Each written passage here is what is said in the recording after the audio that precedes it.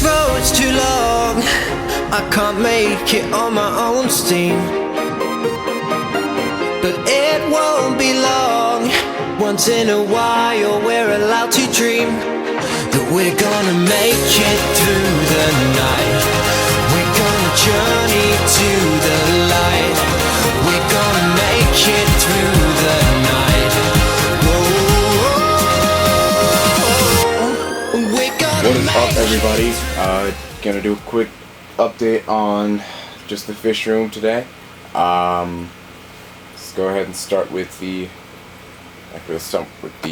reservoir tank.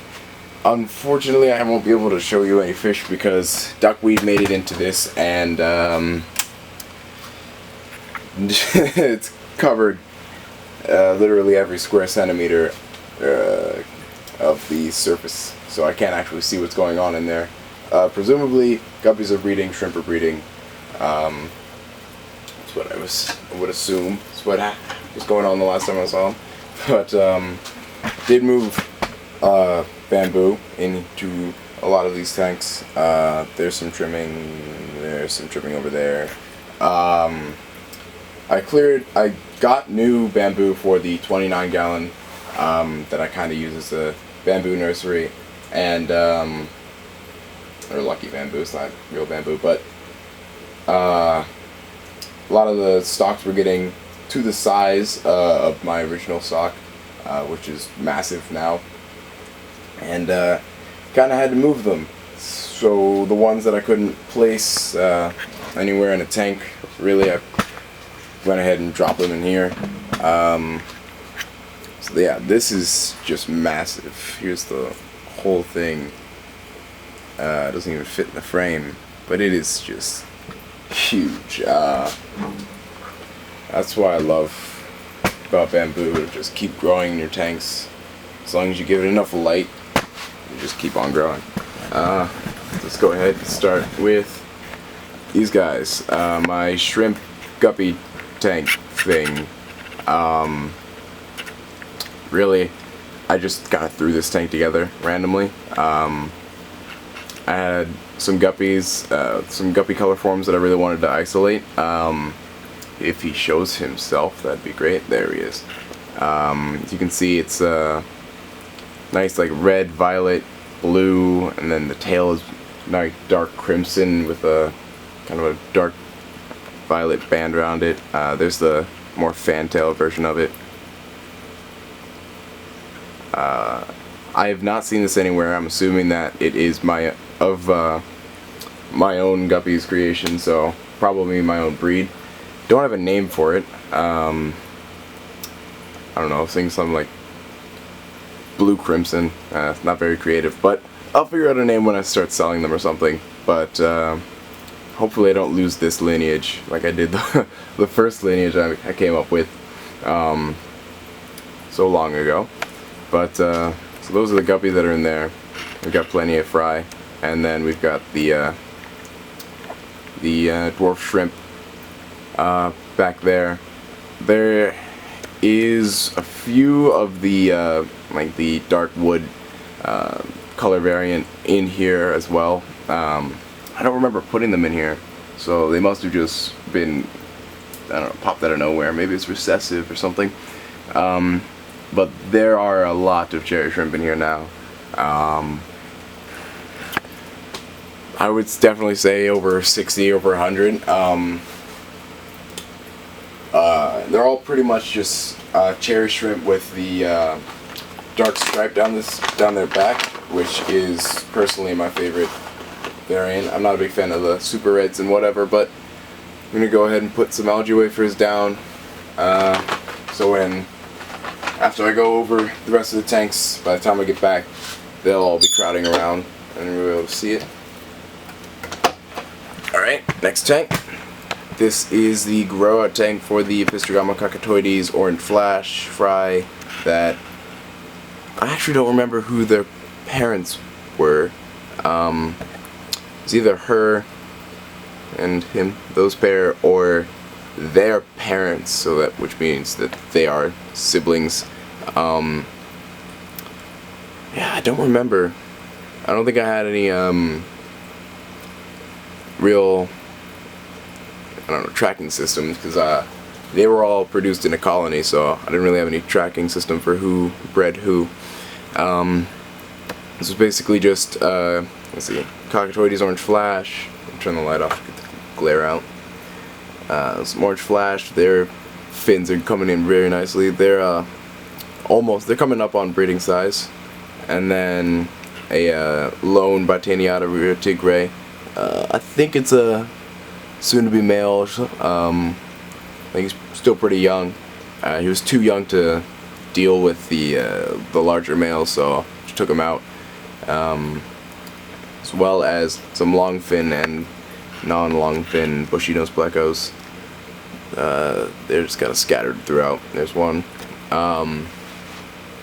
They are hopefully going to be breeders in the future. I have not bred bushy nose before, and it's just, you know, I was at, where was I? Aquamania 3, saw them pretty cheap, and I was like, might as well grab them while they're cheap. They should be coming around now that I put those algae wafers in. But they're still pretty young, so don't expect anything from them anytime soon. Now the Cockatoides pair. This is my first pair-bonded pair. Like, they will not breed with anyone else, no matter what, which is really interesting. I love being proven wrong with these fish, because you know, when you buy Cockatoides, you usually think polygamy in colonies, but nope. These guys are a very strong pair. They've bred a couple of times. Haven't bred recently, but I got some new live food in, or frozen food in, so hopefully they should be up and at it again. And then the last tank of the dwarf cichlids, my other pisto pair that bred once and now refuses to breed ever again or talk to each other. They've kind of split the tank up in half. I don't know where the female is. Oh, there she is, right there. She acts as if she has fry, and then proceeds to not have fry, which is very annoying. She is a believed to be wild-caught female. She came in as Vahida McMarsteri, which was just very wrong, because she's not the right species. So I don't know if she's wild-caught or not, but she's definitely of the wild lineage. So she's not, maybe like F6 tops, so she's way aggressive. Then we have the Brichardi, who never come out of the rocks. You can kind of see one of them back there. There's the other one. Right there and right there. They have, I think I must have either two that hate each other, or two females or two males, because they will not breed. I got eggs once, and I think it was these two. I got eggs once a long time ago, and they haven't been doing anything. They've just been hiding a lot, at least whenever I'm in the room. So next club meeting, I'm going to try and auction them off or something, just so I can have more room for pistos, because a lot more pistos are becoming available to me. So I want to open up space for those guys, and African cichlids have always been on the back burner for me, so nothing too problematic. Brichardi have been a pretty big interest of mine, just because of their behavior in the wild, how they colonize rock formations and all that. Really, really cool, interesting. Cichlids colonize, but they don't really have fry, taking care of other fry, which is something I really wanted to see. Unfortunately, I didn't get a chance to. Maybe in the future I can get Brichardi again, try again. Then we have this tank, which is, as you can see, pitch black water. Can't even see like 2 inches into it from any direction.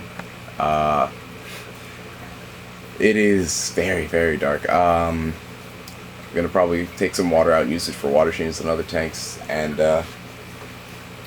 there might be a female Botaniata in there. She was sick and I had nowhere to put her. Unfortunately, I couldn't quarantine her, so I just threw her in here. So hopefully she survived. Not my favorite thing to do, but I needed to see if this tank was survivable, which it kind of is. You can see there's a guppy right there. One lone male guppy, just kind of does his own thing. Moving on to the plants. Most plants, nothing really much to say here. Spring's coming around for the northern hemisphere, so that's nice. I'm probably gonna finally get these guys outside, so they can, you know, grow better than these artificial grow lights. They have been growing pretty well, but the Echinodorus has been struggling. But it's not Storgon anymore. What is it now? Well, Storgon Repens, confirmed Storgon Repens, and Hygrophila something, some crazy Hygrophila that grows like madness. They've been doing fine, as well as the Hydrocotyl Japarta Japan, because that stuff never starts growing. There's hundreds of tiny little flowers, which is pretty cool. I did update kind of my RO system, not the system itself so much as my how it's fed and everything. That's something for another video, but that's something to look forward to. Got some cool stuff going over there. The 33 long Project Theta was torn down a while ago, and I have proceeded to not do anything with the tank yet. I surely have the water source now. Before it was a problem because 33 gallons was just a lot of RO water to conjure up, but now that's not so much of a problem. The system's been updated, and I can actually get this running. I think I'm gonna wait till I bring my plants outside, because the substrate is very good. It's what is it? Fluorite, Seachem fluorite, and aqua soil. So don't want to waste it. So I'm just gonna wait till everything gets moved outside, and then I'll just scrape up all the substrate, use it as artificial dirt for outside. So it is very, very useful. I do not want it to go to waste. And then I can start using this tank as a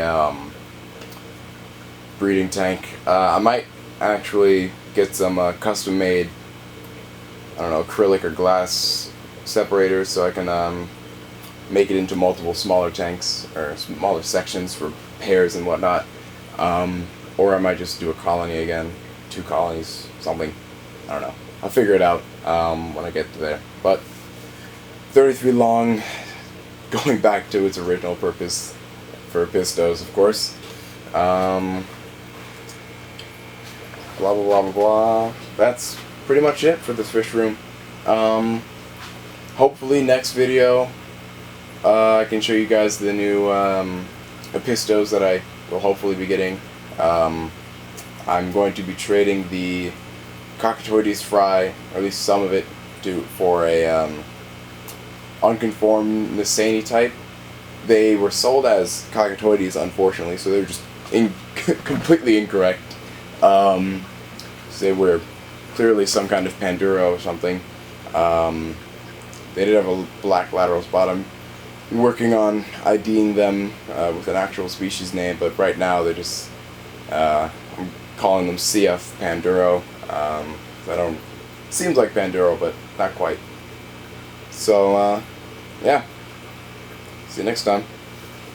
Oh, and I am still working on the script for how to breed pistos and other dwarf cichlids, so that will probably come out maybe midway through summer, by the end of summer, aiming for by the end of summer, but